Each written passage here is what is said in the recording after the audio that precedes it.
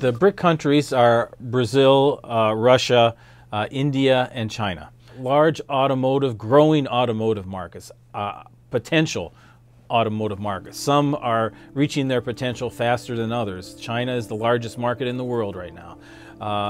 India, not so much. Brazil, not so much. And Russia, not so much.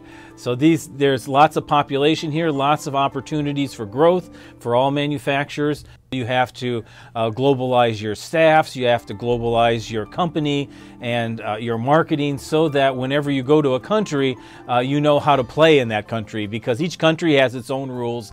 Even though the BRICS are considered as one, they're completely different countries and how they approach each of their markets. It has to do with relating to the government regulations for that particular country, and also to what consumers may or may not want. Sometimes consumers in developing countries don't have a lot of options, so they're not really aware of what other things that are available to them. There are also risks that come with entering each of these countries.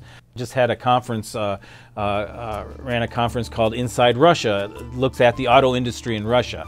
And we had speakers, a Russian lawyer who was visiting at the U of M, who told us that there is now language being tossed around in the Duma, which is their Congress, that says if the U.S. puts certain levels of sanctions on Russia, that Russia could take over the companies, the assets of the companies that are in the country.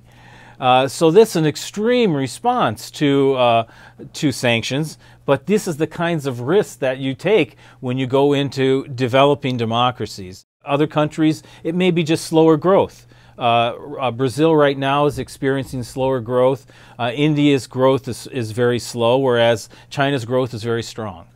Who's going to thrive? It's probably going to be companies that have a obviously good product that fits the market as a number one point, because if you don't sell vehicles, you're not thriving.